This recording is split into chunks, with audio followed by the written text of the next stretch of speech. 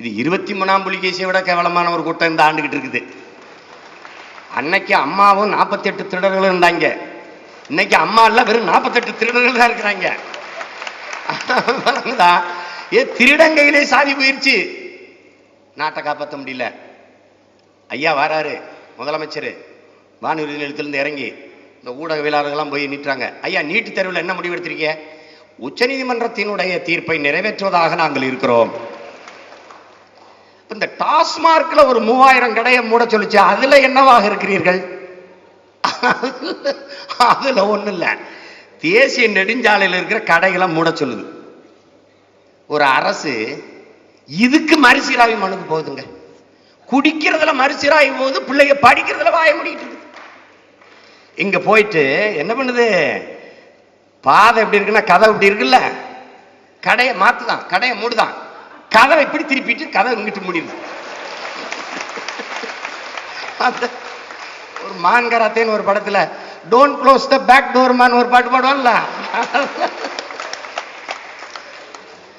அங்க சந்திரபாபு நாயுடு 2500 தடுப்பணை கட்டுறதுக்கு வேலை செஞ்சுக்கிட்டு இருக்காரு. இவன் 3500 டாஸ்மார்க் திறக்க வேலை செஞ்சுக்கிட்டு இருக்கான். நம்மால் என்ன பண்ணுவேன் நீ? ஒன்னும் செய்ய முடியாது. இப்ப நம்ம இருக்கிறோம், நீட் வந்துருச்சு. 25 மருத்துவக் கல்லூரி, அரசு மருத்துவக் கல்லூரி, 25 அரசு மருத்துவக் கல்லூரியும் பூட்டு போட்டு போயிடும். நீட்டு ஒரே பூட்டு. எப்படா திறப்ப? நீ நீட்டை மூடு, நான் பூட்டை திறக்கிறேன், அவ்வளவுதான். ஏன்னா ஏன் கல்லூரி, ஏன் காசு, ஏன் பிள்ளைய படிக்க இடம் இல்லாத பள்ளிக்கூடம் எனக்கு எதுக்கு? மூடா, மூடிட்டேன். பேச்சுவார்த்தைக்கு அவன் வருவேன். நம்ம என்ன கேட்கிறான், மத்த மாநிலம்லாம் போராடல, நீ ஏயா போராடுறான்னு? யோ, அவெல்லாம் என் பள்ளிக்கூடத்துல வந்துரியா படிக்கிறான், அவன் ஏன் போராட போறான்? நீட்டுங்கிறது ஒரு வடிகட்டி, ஒரு ஃபில்டர். இந்த டீ சர்க்கரையில் தராத